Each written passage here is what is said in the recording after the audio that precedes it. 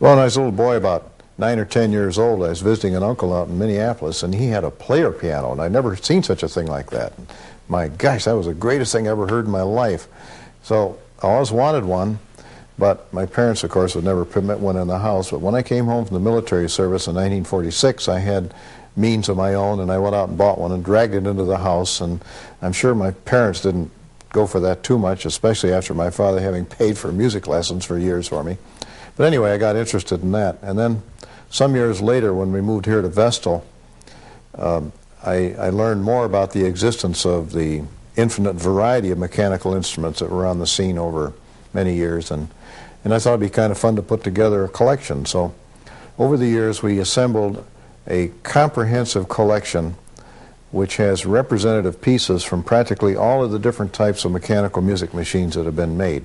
We don't have one of everything, but we got an example of just about everything here in this group. Well, this piano we're looking at right now was made by the American Piano Company under the Knabe label, and this one was actually built in 1935. It's very new as this type of instrument goes. Now, what's unusual about this instrument? Well, if you look at this music roll, you'll see that on each edge of the roll there are extra holes. The holes in the middle of the music roll play the notes, and these extra holes on either side control the throttling valves, which determine the level of vacuum that operates in the little bellows which strike the keys. There's a little bellows about 1 inch wide and 4 inches long for each key on the keyboard. And the trick, of course, is to get that little bellows to collapse and provide the mechanical energy to strike the note. And that, of course, is controlled by the proper holes in the music roll. Now, the force with which the pneumatic collapses is controlled by the level of vacuum, and that in turn is controlled by throttling valves, which in turn are controlled by these little expressions along the side. It's as I mentioned earlier, it's a very sophisticated technology.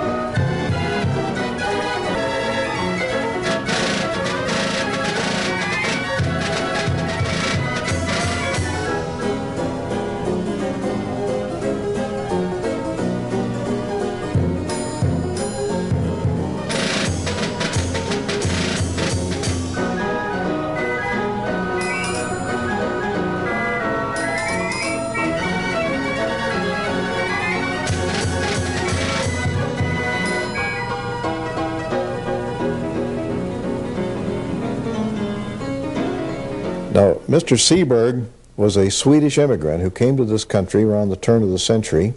He had learned piano making in his native town of, I think it's Gothenburg in Sweden, and he settled in the Chicago area, set about making piano components, and eventually was, among other entrepreneurs, able to recognize that this new technology of the automatic piano was such a novelty that people would pay to hear them in public places by putting coins in these machines.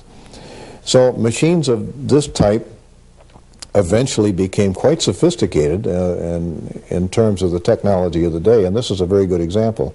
This is a so-called Model G orchestrion, and every collector would love to have one of these, but there aren't that many to go around. There are probably, maybe 18 to 2 dozen known to exist in the United States. So we're very fortunate to have this. And basically it's an overgrown, glorified player piano is what it amounts to, powered by an electric motor. You can put up to 15 or 20 coins in it, and they have an accumulating device, so it'll keep playing as long as the coins are there to give it credit. And of course, they say Seberg was the first to use stained glass on his pianos. You notice this one has some very attractive stained glass, And when we celebrated the centennial in 1976, we were able to brag about the Liberty torches. And fortunately, when we got this machine about 24 years ago, the glass was intact. And I think this idea of the stained glass on electric pianos sort of carried over into the jukebox age, when we have jukeboxes that were made in the 40s and the 30s and the 40s with elaborate plastics and all that sort of thing. Anything colorful to attract the public.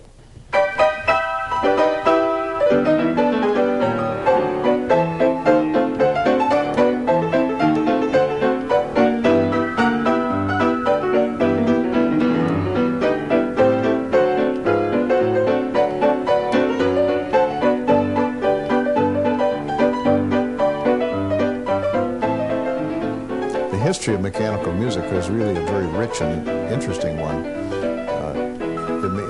The industry that produced mechanical music over the years was a pretty important thing sociologically. Now, for example, the player piano was a very important sociological part of our life back around the turn of the century until about 1925. Remember, there was no radio yet. Phonograph didn't amount to anything. If you wanted to make music in your home, you either learned to play an instrument or you didn't hear anything. So when mechanical music was made available to the masses, why, of course, it was a great effort to get this. At that time, the piano was the prominent musical instrument in the home, but many pianos were silent. And the advent of equipment to play them mechanically was a great boon to mankind in the eyes of many people. And there are plenty of parents who scrimped and saved so that their youngsters could have the benefit of this marvelous new invention, the player piano.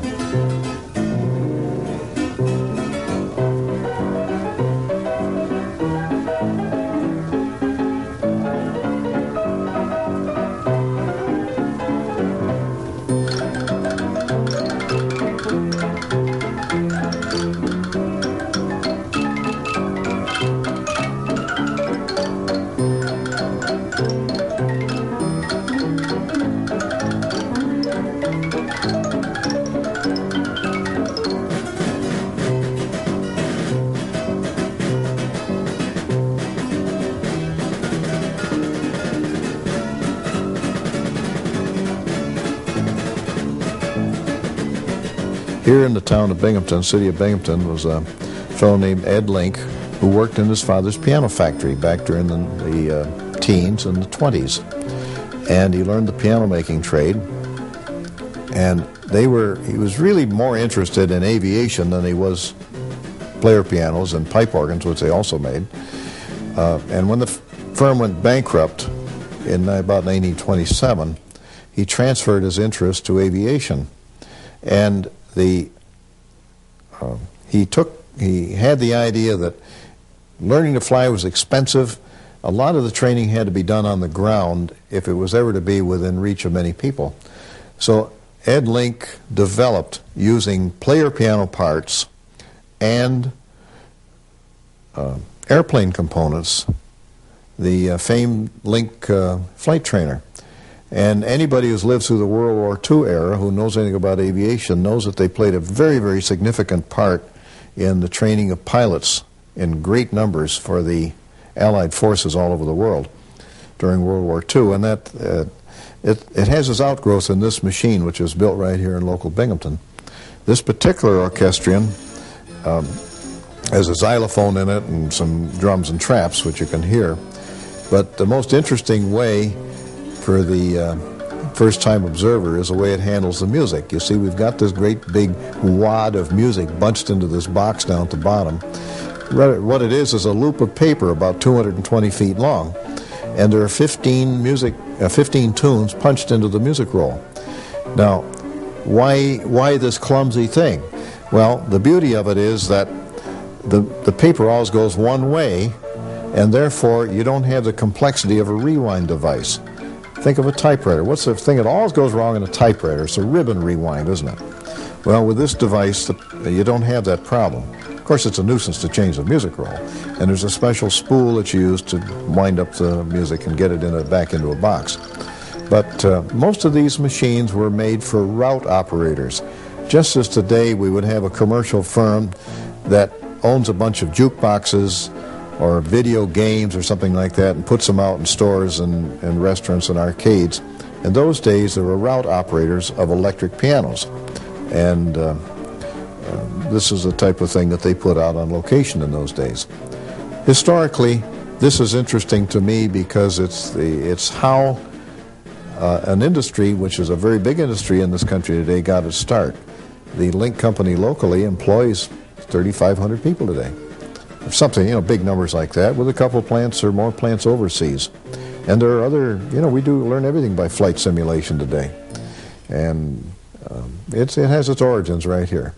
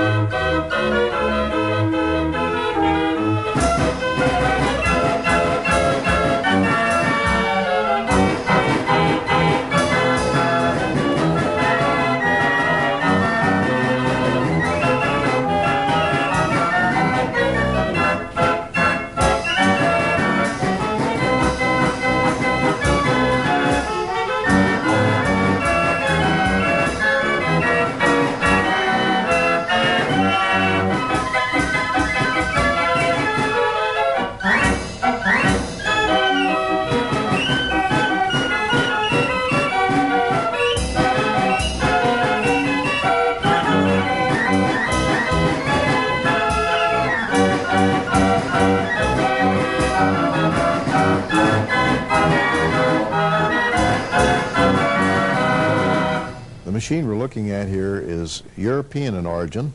It's a fair organ or a fairground organ, and it's a relative of what most of us in this country would know as a merry-go-round organ, mainly to make noise and ballyhoo, whereas the European fair organs tend to be very, very musical. The larger they are, the more musical they are because they have more capabilities with more pipes in them. They're sort of a cousin of the player piano and also a cousin of the pipe organ because most of the sound in them is made with various types of pressure-operated pipes. On this one, for example, these little red ones in the front are piccolos, very bright and very shrill. These gold ones back here on the right and the left are reed pipes. They're made to sound by the vibration of the brass reed, and they're called saxophone pipes. Up in the upper part here, we have 6 big bass notes, which are called trombone pipes. It was typical in the days of these things to have a bandmaster in front. As you can see, this Arturo Toscanini type here in front conducts the music, and the motions of his hands and head are keyed into the music which is fed into the machine. These machines don't play music rolls, at least this particular one doesn't. It plays music in the form of folding cardboard books. And the beauty of these folding cardboard books is that they're very durable, and when one of these machines was in the hands of a carnival operator or an amusement operator, very apt, he was not the type to be a delicate nature and take care of things very carefully, and these machines would stand the kind of abuse that they were apt to get in that type of service. Musically, they're very interesting. There are not too many of them in the United States, but in Europe they're big, big collector's items these days. And many rallies and clubs, organizations, groups to get together and have a lot of fun with these things out in the open. And that's starting to happen in this country too.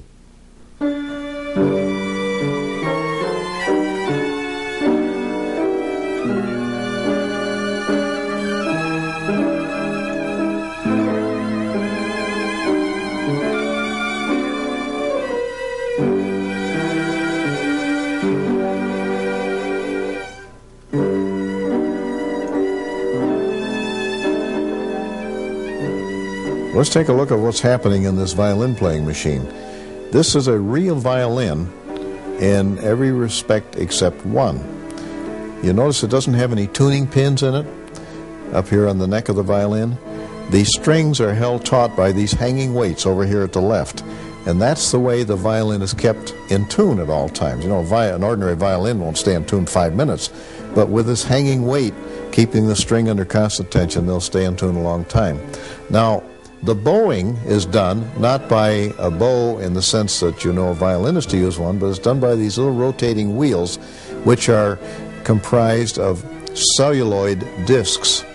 And someone once said there's a relationship between celluloid and cellulose and horsehair of a violin bow. And that's the secret that made this machine possible. Yeah, if you'll notice that we have a little box up here that has cakes of rosin in it.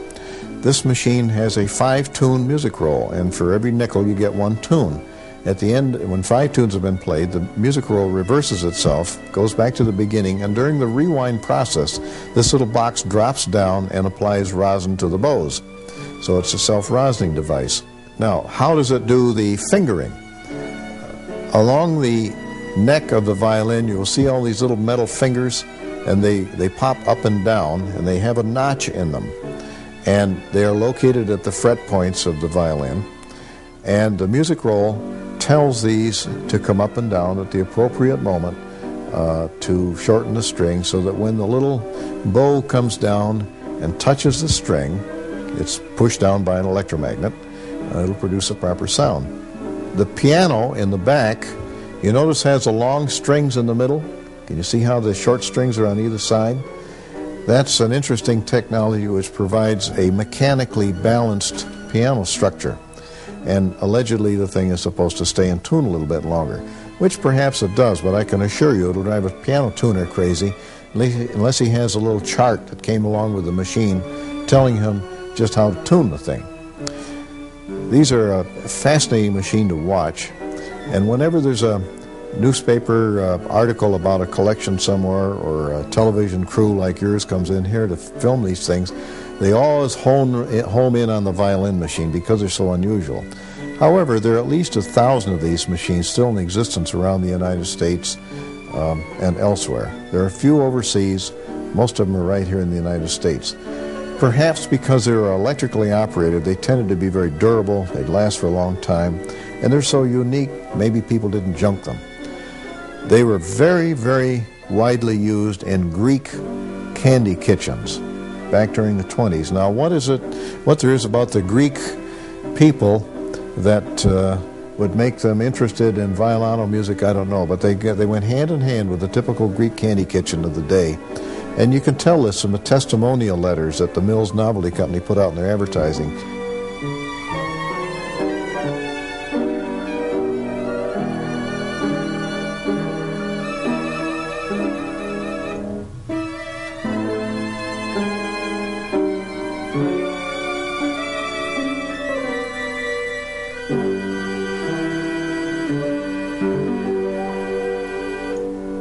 Well, back in the days of silent movies, in the very early days, the people in the movie business discovered that the way to keep patrons interested, in addition to having something going on the screen, was to have some music coming out of the orchestra pit. So frequently, they would hire a little old lady or a musician to play a piano.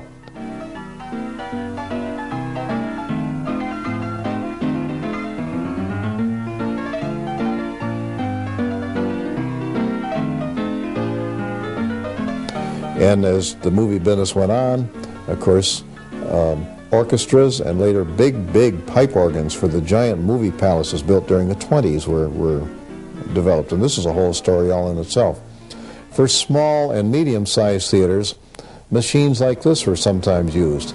And what this is a player piano to which have been added organ pipes, sound effects, and traps and other things. So a clever operator can sit in front of this, play it, pull these leather cords which hang here, and make noises like pistol shots and bass drum and snare drum and sirens and wind and all that sort of thing. And if you get clever at it, you can cue it pretty well to the antics of a Laurel and Hardy comedy or something like that.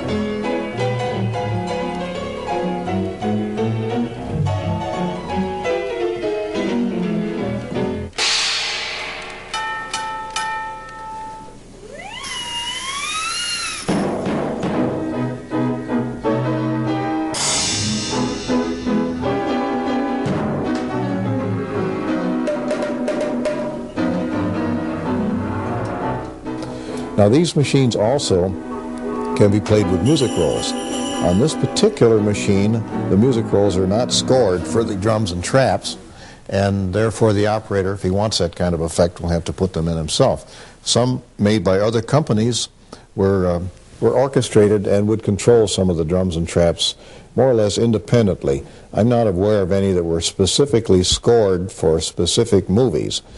But so what? If you played the Lord's Prayer during the cowboy chase scene, the patrons didn't care that much. It was a big fun thing of the time, and that's the way it went.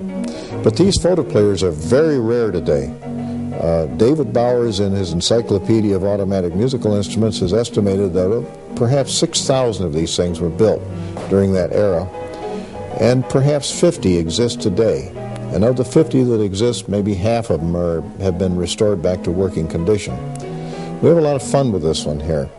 When collectors come and visit, they get a kick out of it because while they have read about the machines, they might not have seen one in person.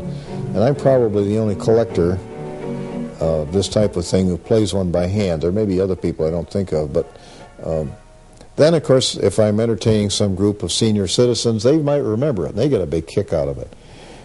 To someone from the general public who's never seen any of this stuff, the whole thing is kind of a laugh anyway.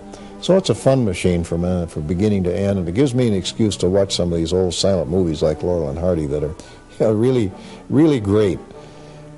And must have been fun playing on those. Well, there's a lot of work playing these things. I can tell you, you play one of these things for a 20-minute silent film, and you put anything into it all, you're kind of fagged out. I don't know how those people did it in the old days when they play for an hour or two at a time.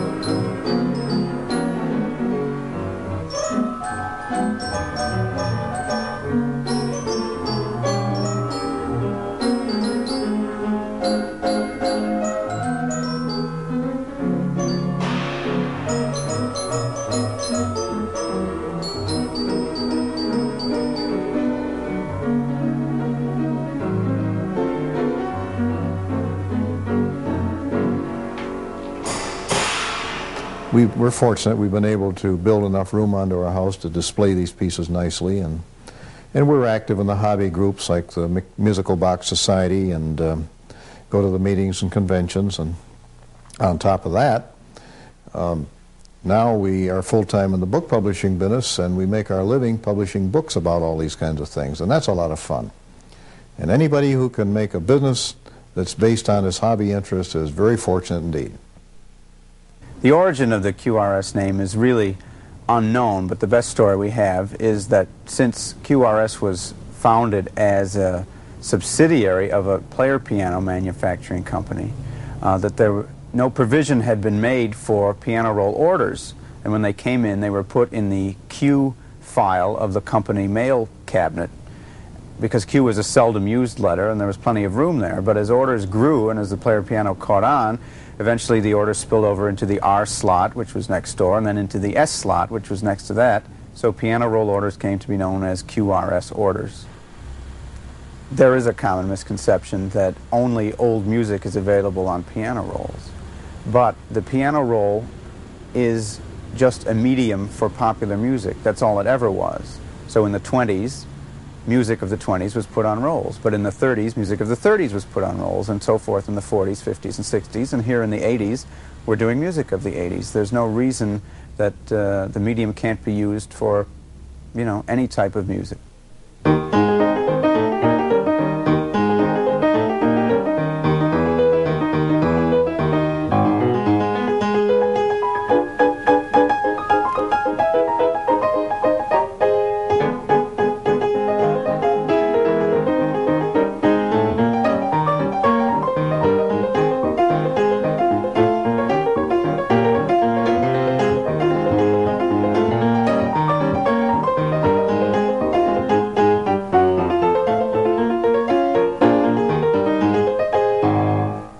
The marking device was really hailed as a step forward in 1912. Prior to that, piano master rolls, or rather master piano rolls, had to be hand-punched directly from sheet music. It was a drafting board operation. The Melville Clark marking piano enabled a pianist to sit down and simply play, and out would come a drawn-out piano roll of his performance. It would then have to be cut by hand and processed. The marking piano has a bank of pneumatics suspended above a drum that is wrapped with carbon paper. Each of the pneumatics has a little metal stylus attached to it, and each of these pneumatics is attached to a single key on the grand piano keyboard that sits behind the machine. Blank piano roll paper is fed between these styli and the carbon drum, hooked onto a take-up spool, and as it passes underneath this row of styli and the pianist plays, carbon marks are produced on the underside of the moving paper.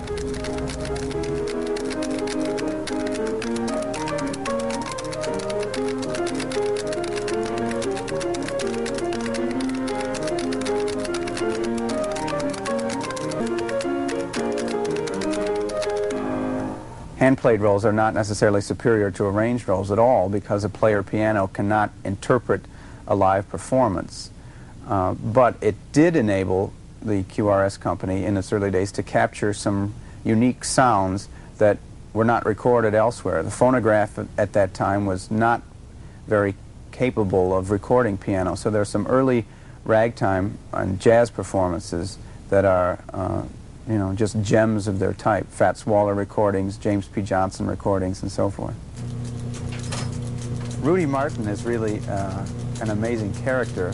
What he does is something that no one else, I think, on the planet could do without years and years of training and lots of patience. He takes a piece of sheet music and listens to a pop recording, and then through some mysterious process known only to him, is able to recreate those sounds on a master piano roll.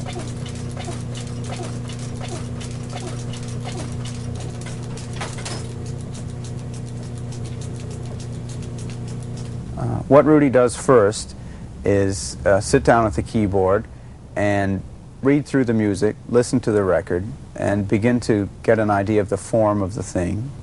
And then he presses down the keys that he wants and presses a foot pedal under the keyboard to advance the master roll the appropriate duration to match rhythmically the notes that he wants cut in.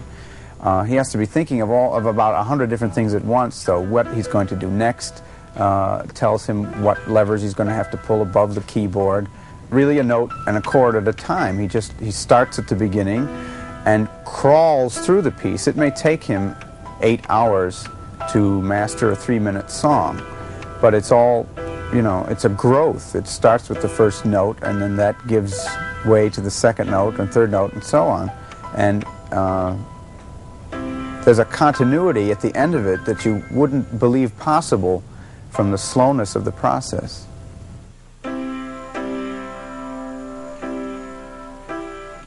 People seem to think that the best way to make a piano roll would be the live recording method, to have a pianist play and to have whatever he plays come out on a piano roll.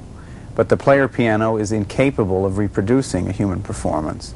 And what Rudy can do on his recording piano is really tailor a performance to the player piano's capabilities, and at the same time sort of minimize its liabilities. There's no need for it to sound mechanical or overbearing or unpleasant. He's trying to concoct an arrangement that is balanced, appealing, has some form to it, and this particular machine was developed in about 1931 when live playing was becoming too expensive for the piano roll industry, which was, you know, fighting for its life at that time.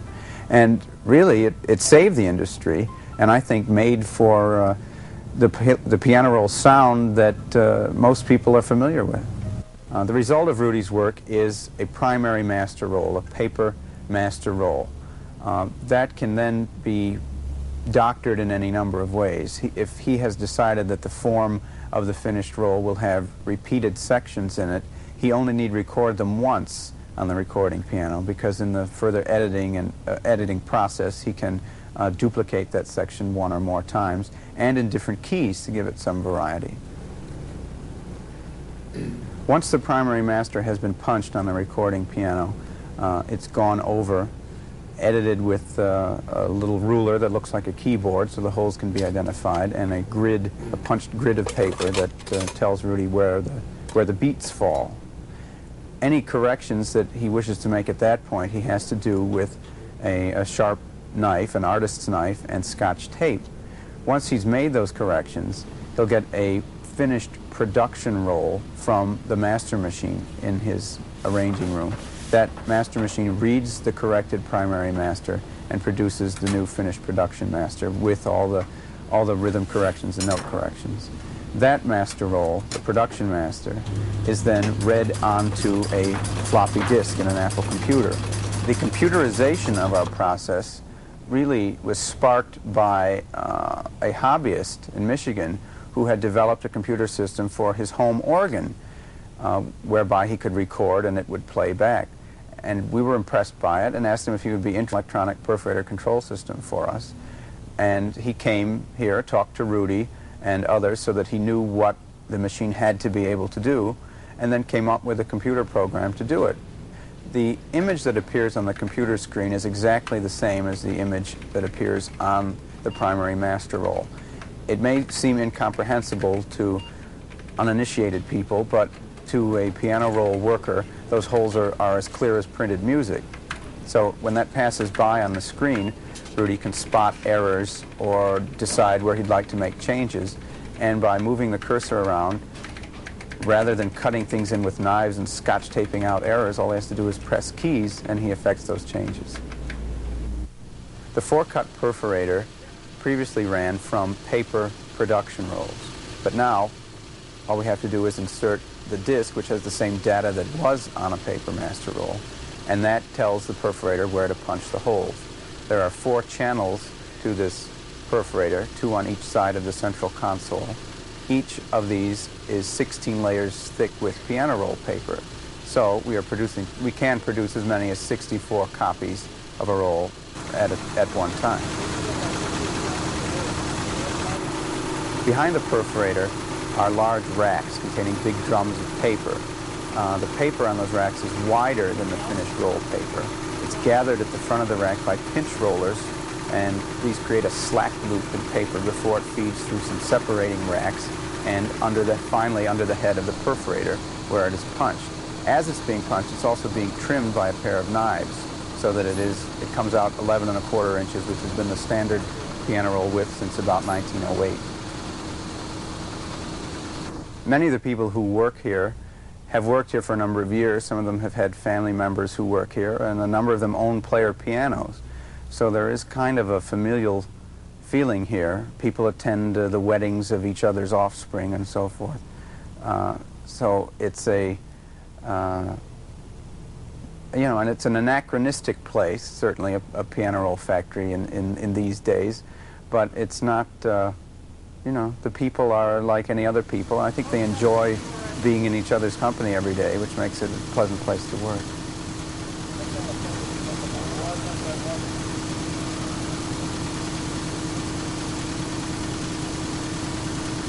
What gave the piano roll industry its biggest boost was the development of sing-along lyrics printed along the edge of the roll. That was about 1916 that all began. And to do it, we have to cut a cloth stencil that is as long as the roll, and the words are placed appropriately so that they appear on the face of the roll as they're being played on the piano. The operators take the rolls one at a time, start them under the printing wheel at the front of the machine, press a foot pedal and flip a switch, and the roll shoots under the drum as the belt rotates with the stencil on it, and shoots the printed roll into a cart in front of the machine. It turns off automatically after one revolution, and the operator then picks up the next roll and does the same operation. We produce our own cardboard cores and plastic flanges, that is the spool ends, and the spoolers will insert the spool assembly in a little device, tape the roll to the spool, press a foot pedal, and wind the roll up like a window shade. They then insert a mail reply card, rubber band the roll, and place it in a box bottom. Then a box top is applied, and a label is applied to the front of the box. The label has been imprinted by a little machine in which we insert a rubber stamp. Not every master roll that was ever made was saved.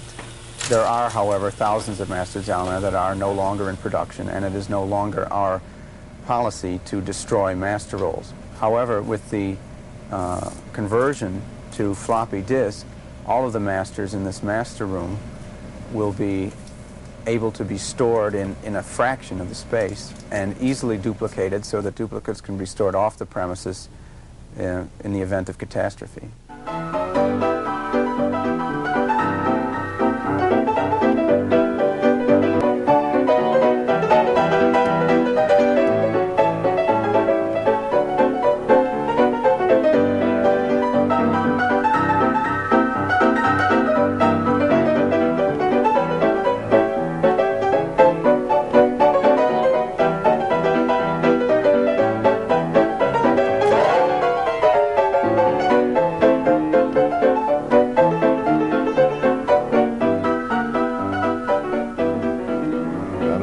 Player piano, if you pedal with your feet at a constant rate of speed, constant force, the piano notes all are struck with equal intensity, and that's sort of what makes a player piano sound like a player piano. However, if you vary the force with which you depress the pedals, you can actually make an ordinary player piano sound very, very human indeed. In fact, I have friends who are so clever at it that you would just think there was actually somebody sitting right there and playing.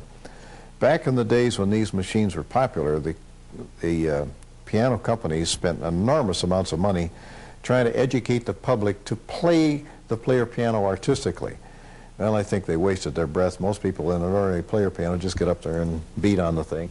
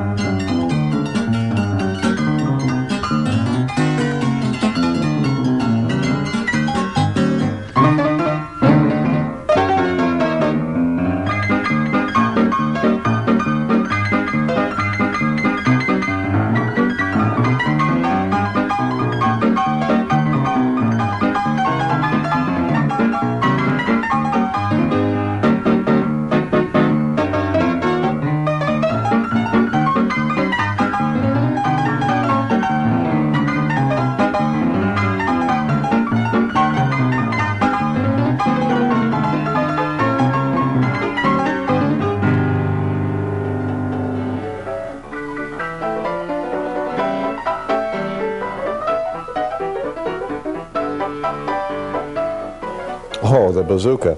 Well, it seems that the piano industry grew up around, it grew up empirically.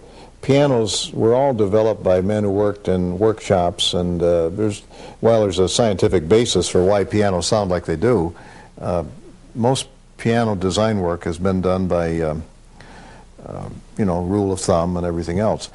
The American Piano Company in the 1920s decided that they would hire a scientist to come up with the ultimate in this technology. So they hired a man named Clarence Hickman, who was an expert, just happened to be an expert in demolition work. He was a graduate of, I think it was Clark University in Worcester, Massachusetts.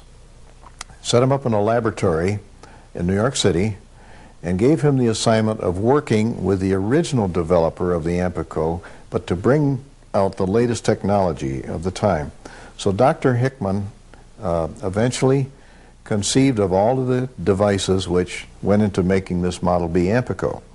And his name is well known to the collectors in this field. In fact, we published a book about him at one time. The little-known story is that Dr. Hickman, during World War II, was a man who developed the bazooka, you know, the recoilless rifle. And the whole story of this is told by Dr. Werner von Braun, the late Dr. von Braun, in his book on rocketry. There's 4 pages devoted to Dr. Hickman, and I remember one of the pictures in there is bazooka #1. He's holding, it's got his name written on it. Anyway, that's the relationship to this piano, and what relationship logic there is between mechanical pianos and recoilless rifles, I don't know, except that a smart technician can apply himself to lots of different things.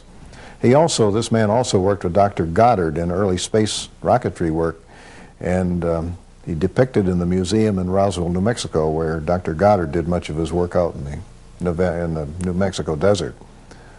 That's just a funny little side issue. There's a story to all this stuff has a story. Doesn't matter whether you're collecting guns or stamps or you're a railroad fan or you're a mechanical music fan, there's a little story to all of it, and that's what sort of makes it interesting.